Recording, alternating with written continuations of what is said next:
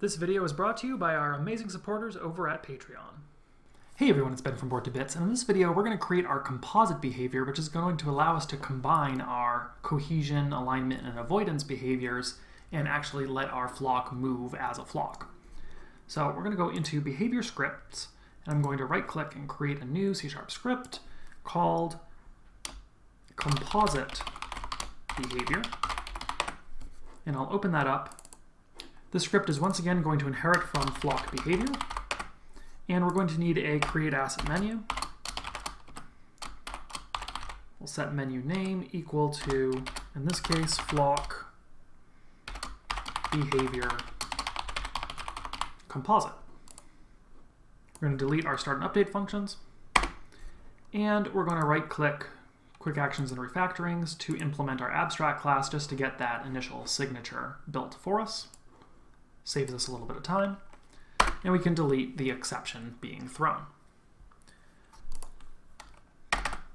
So we do need a couple of variables in this one. We're going to have two arrays actually. One is going to be an array of flock behaviors. These are going to be the behaviors that we are compositing together. So I'm going to say public flock behavior and call this behaviors.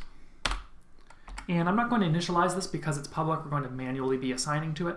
And then we're going to have another array. This one's of floats, and these are going to correlate one-to-one with the behaviors, and it's going to be what the weights of each behavior should be. So we'll say public float array weights. Now inside of our calculate move, we're going to need to do a few things. The first thing we need to check is that these two arrays actually have the same amount of information. If we have less weights than we have behaviors, then, or vice versa, we're going to kind of run into some issues. So what I'm going to do here is I'm going to say if weights.length does not equal behaviors.length, then we're simply going to debug.log error. We're going to say data mismatch in, we'll pass in the name of this particular scriptable object. And we'll also try to highlight that object so that we know we can go right to it and fix the problem if it occurs. And we're then going to simply return a vector2.0. So basically we're going to say just don't move at all, whatever agent this is, no movement, just stay where you are. Quickly comment this to say handle data mismatch. The next thing we'll need to do is we'll need to set up the move for our script here. So we're going to say set up move, which is going to be similar to what we did in our other behaviors. We're going to have a vector2 called move, which is going to be equal to vector2.0. Now in this case here, it's actually again going to work similarly to what we did in the other behaviors, but instead of iterating through the different objects, we're going to iterate through each different behavior, and then we'll simply pass in all the objects to those behaviors. And so it kind of just, it's this kind of cascading effect of these working. So we're going to say iterate through behaviors. We do this with a for loop. We'll say for int I is equal to 0, I is less than behaviors dot length I++. And we're going to say a new vector2, and we'll call this partial move equals behaviors I dot calculate move, and pass in the three parameters we have here, agent, context, and flock. So it's just kind of, this is really a middleman that's just passing these through to the behaviors that are actually going to calculate movements. And we'll multiply all that by weights at index I. And this is why we're using a for loop here and not a for each, is because we need to make sure that we're using the same index on the behavior and the weights, and it's easier to do that with the for loop. Next thing we're going to do here is we're just going to confirm that the weight is being limited. Next thing we're going to do here is we're just going to confirm that this partial move is being limited to the extent of the weight. And so how we're going to do this is we're going to say if partial move does not equal vector 2.0, meaning there is some movement being returned, then we're going to check, does this overall movement exceed the weight? And so we're going to say if partial move dot square magnitude is greater than weights I times weights I. If it does, then what we're going to do is we're going to normalize it back to a magnitude of 1 and then multiply it by the weight, so it's set precisely at that maximum of the weight. So we'll say partial move dot normalize and partial move times equals weights I.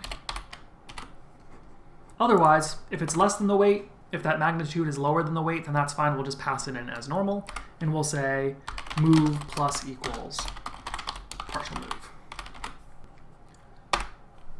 Once we've done all that, we've got the total move that we want here, we can simply return it. And that gives us our composite behavior. It's actually a relatively simple script. It's simply iterating through. We're just doing a little bit of a cap check here, but then really the core behaviors themselves are what are doing all the heavy lifting of figuring out the positions. So with that, we can jump back over to Unity, go to our behavior objects, and we'll create a new flock behavior composite.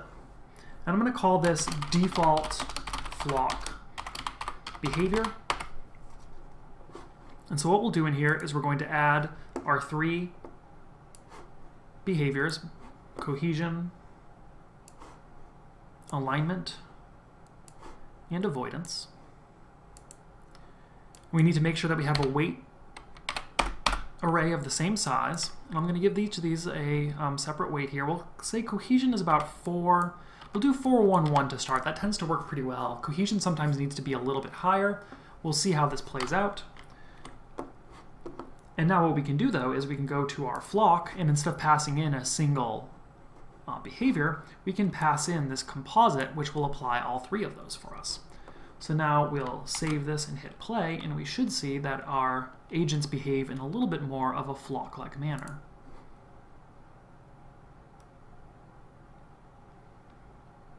And there we go. Actually, composite is being a little bit too strong still, so we can certainly adjust that.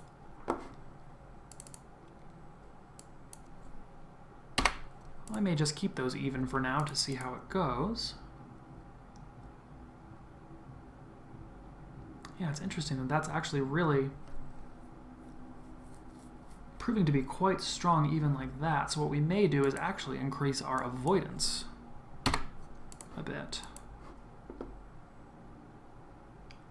That's a little better now. Now, one thing you do see there is a lot of kind of flickering going on with our agents, and that actually has a lot to do with the cohesion behavior. The fact that as these are agents are trying to kind of align to their neighbors, they often kind of immediately correct. And so in our next video, what we're going to do is we're going to create a slightly different version of our cohesion behavior, which will smooth out that motion. And that's when we actually really need to start increasing the value there, because it's going to kind of slow down how quickly it accommodates that. But in the meantime, feel free to like and subscribe if you enjoy these videos and want to see when the next ones are coming out. Please consider supporting on Patreon if you want to support more videos like these. And thank you so much for watching, and I'll see you next time.